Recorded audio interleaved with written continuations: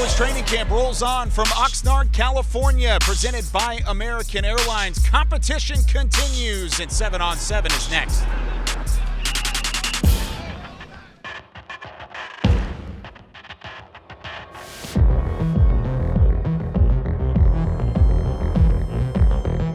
It's Training Camp Live, presented by American Airlines, the official airlines of the Dallas Cowboys. Kyle Youmans alongside Nick Eatman as we take a look at Cowboys practice again. This is the third time doing this, and the second time we get a good look at some of the 7-on-7. What are we looking for here? Competition all the time. I feel like something great happened right behind me. I didn't see it, but I see the ball, so it wasn't caught. I know that. But, yeah, it's always about competition. It's about the reps. And, you know, there's only, 13 of these practices? Yeah. And not all of them with pads. And so this is a great opportunity for the young guys, too, to show what they can do. Not all are going to get to play a lot in the game. So practice is important this year more than ever. Well, let's go ahead and dive right in. This is some of the modified 7-on-7. We took a look at this yesterday with Rob Phillips, and just a couple quick competition between guys as Ben DiNucci throwing the ball back to Brennan Eagles, the Texas undrafted free agent. Couldn't come up with it on that one. So a lot of these wide receivers, these depth guys, I think trying to prove themselves in these early practices. Yeah, it was Osiris Mitchell from the day before, had a really good practice, but you're right. These guys – Oh, he almost you know had what? He could have really helped me and helped himself with a play like that. But yesterday he made a lot of catches like that. But they're all big. I mean, if they don't work out here, they could be like a traveling basketball team. They're all about 6'4", 6'5". Yeah. But who can make a catch? Who can make a play? That's a big part. DiNucci over the middle to Simi Fehoko. Not an undrafted guy, but another bigger wide receiver. Stanford, fifth-rounder. And you're right. The wide receivers, I think, brought in this offseason a pretty good indication of what this front office wants to do. They want to add some size on the offensive end. Without a doubt, size. And then, you know, you can help yourself out here with making catches, making plays. A CD makes a play here. But, you know, I've said it for years, those last couple of receiver spots, they can make catches all day long. The guy that can bust the wedge and make tackles on special teams is the guy that probably has the best chance to make it. Through the first couple days of practice, what have you seen from some of the special teams guys and some of those wide receivers that may have an early advantage? Yeah, I think Fajoko's done it. I did see now I'm losing his number. I mean, Cedric Wilson's going to be like a core special teamer. Sure. So he's a guy out there before. I forgot the Noah number. Brown, maybe? Of course, Noah Brown. Yeah. He's a guy too. Like, it's going to be really interesting to see how this thing kind of shakes out. But you wonder if one of these younger receivers, and Malik Turner made a play. He's a special teams guy. He's been pretty impressive through the first two. He's actually running in this play. He's the one making the grab right over the middle of the field. Malik. Yeah, there you go. Hey, see, he helped you out, unlike Mitchell. If we talk about you before the snap, throw him the ball and make the catch. Yeah, we'll see if our guy Alex is gonna be on it. We got to help Dak Prescott, or Dak Prescott's helping us, I should say, giving them a good ball. Here's Garrett Gilbert, at least at the moment, looking like the second string, completes it far side to Rico Dowdle. What does Rico Dowdle have in store for 2021 after what were a couple flashes of some good plays in 2020? Well, I think Rico Dowdle's going to be your leading rusher in the Hall of Fame game against the Steelers. Nice.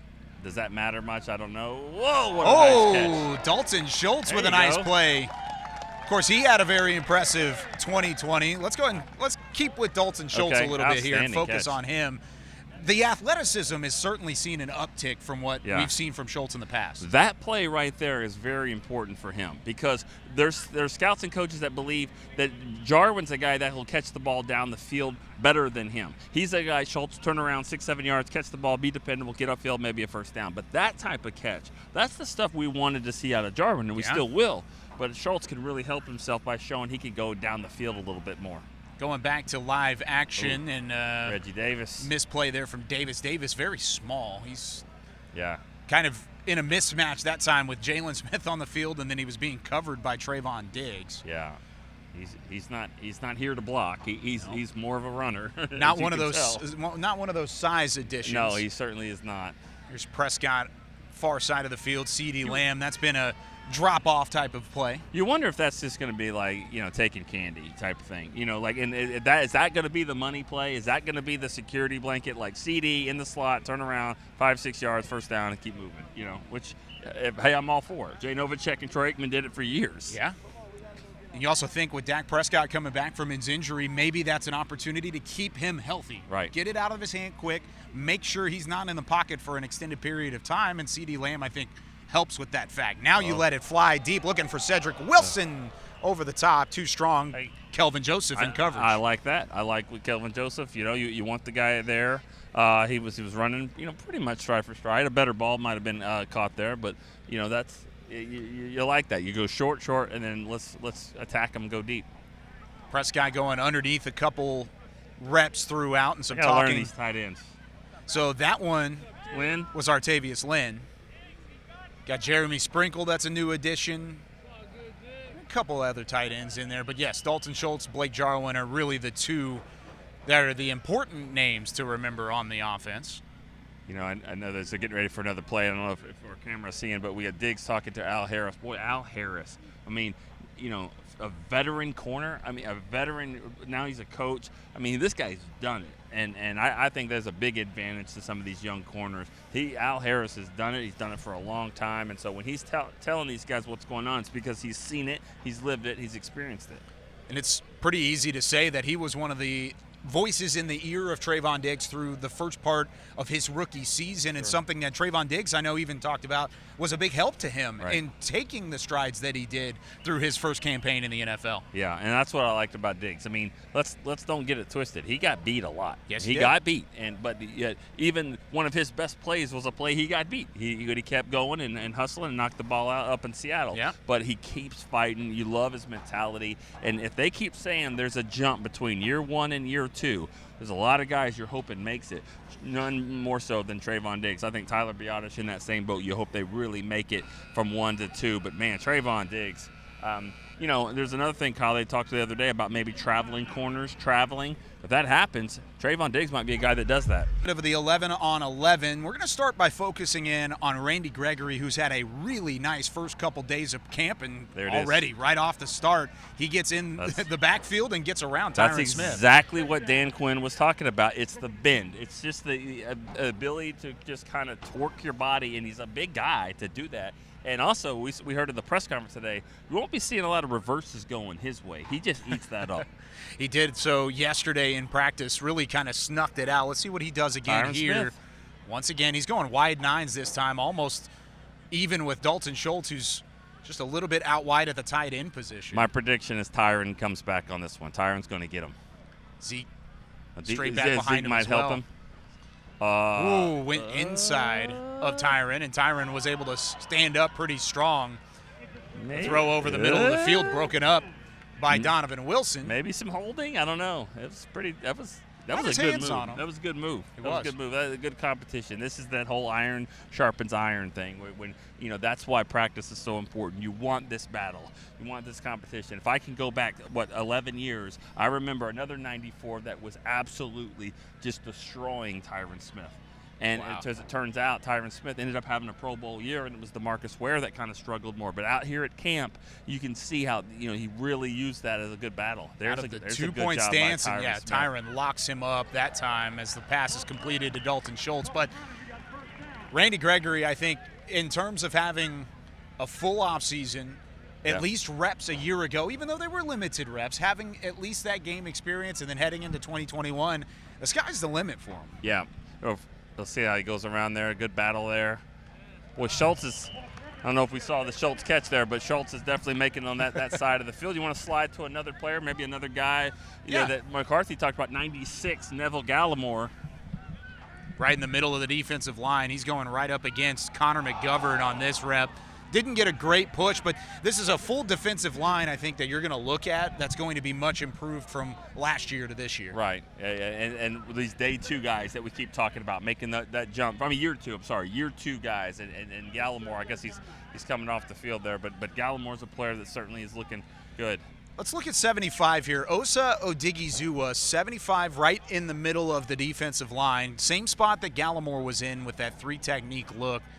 McGovern's on the other side, so this is Tyron Smith, Connor McGovern against Osa Odigizua. I really like the get-off that this young rookie has out of UCLA.